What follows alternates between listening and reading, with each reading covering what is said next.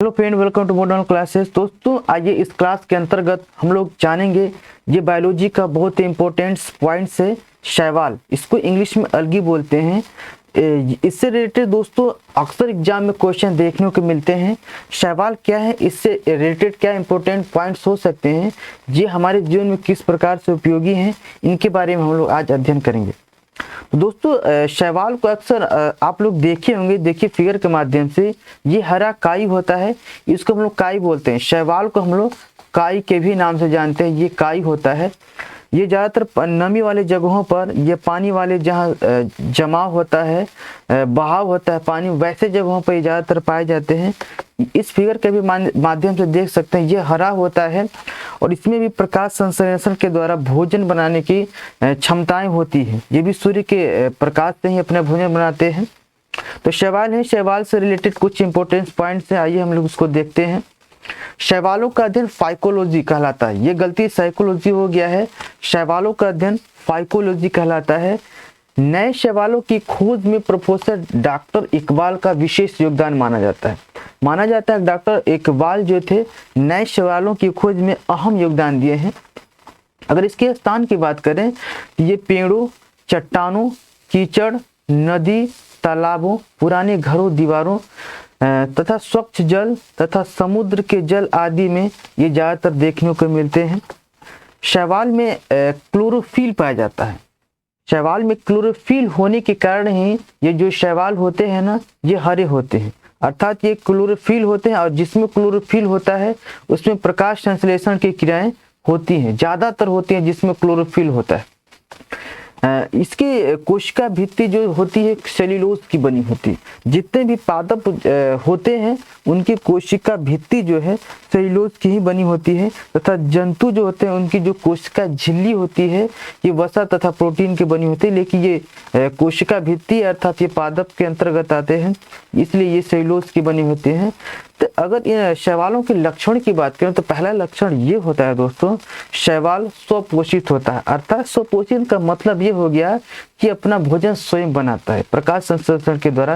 ये दूसरे पर निर्भर नहीं होता है, ये स्वपोषी होता है, अपना भोजन खुद बनाता है। शैवालों में पर्णहरित होता है। पर्णहरित इंग्लिश में इसको क्लोरोफिल कहते हैं, जिसके कारण शैवाल हरे होते हैं। शैवाल प्रकाश वाले स्थानों पर ही अधिकतम देखने को पाए जाते हैं। प्रकाश जहां प्रकाश सूर्य का जाता है वैसे जगहों पर शैवाल अधिक पाए जाते हैं। इनका शरीर सुकाय होता है। सुकाय का मतलब छोटा भी हो सकता है, बड़ा भी हो सकता है, इस इनका शरीर सुकाय कहते हैं। शैवाल एक कोशिकीय अथवा बहुकोशिकीय भी हो सकते हैं, अर्थात यह एक कोशिकीय वाला भी हो सकते हैं और बहुत अधिक कोशिकीय वाले भी हो सकते हैं। अगर शैवाल के आकार की बात किया जाए तो शैवाल अत्यंत सूक्ष्म से लेकर 7 मीटर लंबे तक हो सकते हैं। ये शैवाल की आकार है।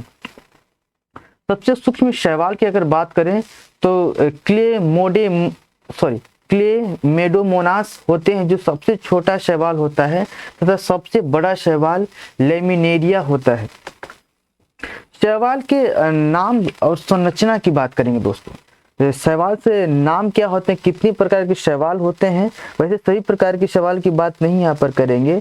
कुछ महत्वपूर्ण शैवाल उसके बारे में देखते हैं, तो उनकी संरचनाएं कैसी होती हैं उसको भी जानने का प्रयास करते हैं। पहला लेते हैं, पहला है वोल्वॉक्स। वोल्वॉक्स शैवाल होते हैं। ये शैवाल अधिकतम जल के अंदर ही पाए जाते हैं। ये जल में कॉलोनी बनाकर रहने वाले शैवाल है। कॉलोनी बनाकर था एक दूसरे से जुड़े होते हैं। इनकी संख्या असंख्य होती है, अर्थात इनको हम लोग गिन नहीं सकते हैं, तथा यह एक दूसरे से कोशिका झिल्ली के माध्यम से जुड़े होते हैं। इसका आप लोग देख लीजिए, इसका संरचना कैसा होता है। जो इस संरचना का होता है, ये सिंपल संरचना होता है, इसको सरल संरचना भी कहते हैं।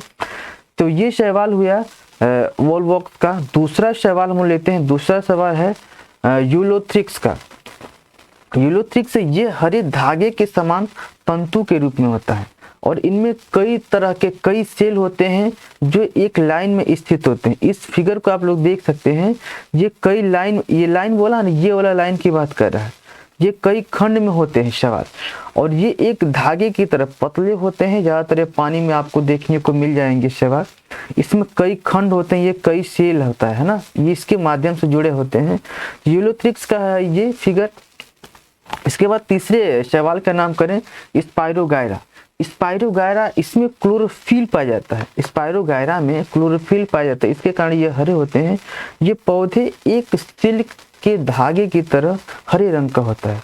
ये जल के ऊपरी सतह, आप लोग देखिएगा जहाँ जल का बहाव होता है ना, जहाँ झील उल होते हैं, जहाँ हमेशा पानी थोड़ी मात्रा में बहते रहते हैं, बहाव होता है, वहाँ पर ये अधिकतम देखने को मिल जाते हैं। इसके बाद अगर बात करें चौथा की, तो फ्यूकस है। ये शैवाल चट्टानी समुद्री किनारों के आंतरिक भागों में पाया जाता है।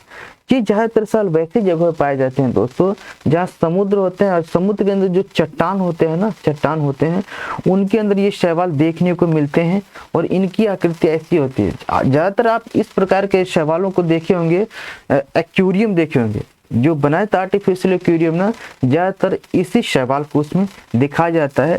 ये हल्का पेड़ जैसा होता है, पेड़ नुमा होता है, इसकी शाखाएं जैसी निकली होती हैं। ये बड़े बड़े भी हो सकते हैं, ये छोटे छोटे भी हो सकते हैं। अगर हम लाभ की बात करें तो पहला लाभ है खाद्य पदार्थों के रूप में। शैवालों में कार्बोहाइड्रेट्स, कार्बनिक तथा अकार्बनिक तथा विटामिन भी पाए जाते हैं, जिसके कारण हम लोग खाने के रूप में इसका उपयोग करते हैं। खाने वाले शैवाल के रूप में है अल्बा है, सरगासन है, लेमिनेरिया है, ये आदि हैं। इस प्रकार के शैवाल हैं जिसको हम खाने के रूप में भी उपयोग करते हैं।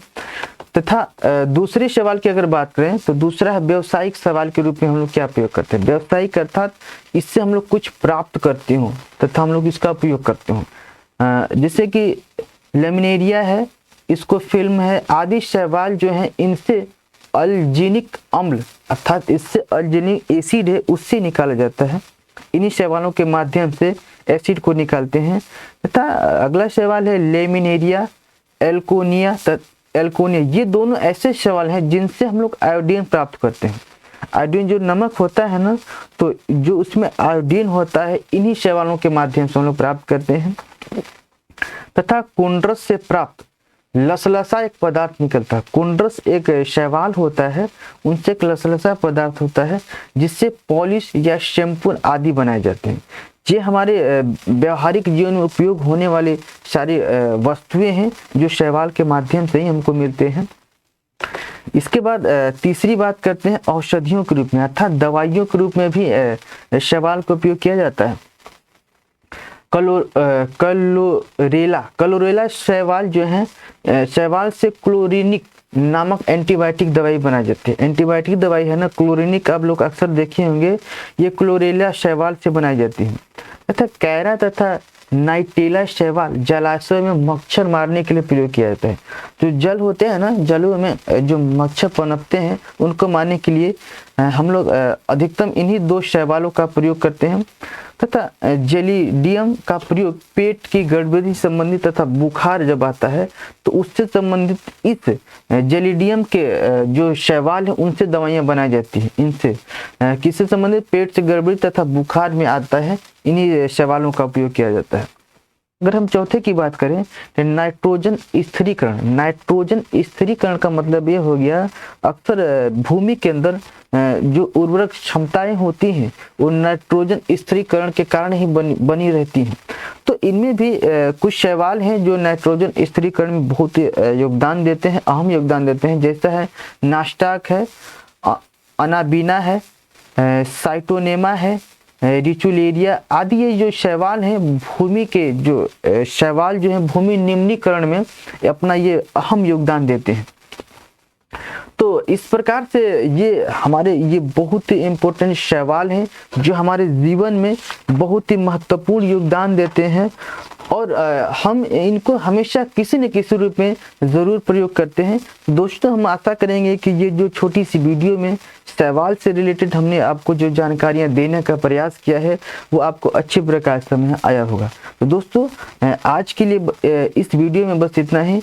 मिलेंगे नेक्स्ट वीडियो में। और आपको यदि हमारा वीडियो पसंद आ रहा है दोस्तों, तो आप हमारे इस वीडियो को और अपने दोस्तों में शेयर करें ताकि उनको भी इस वीडियो का लाभ मिल सके। जो हम लोग मेहनत कर रहे हैं अधिक से अधिक तक बच्चों तक पहुँचे और वो अधिक से अधिक लाभ उठाएं। तो दोस्तों, आज के लिए बस इतना ही। मिलेंगे नेक्स्ट वीडियो में, तब तक के लिए धन्यवाद।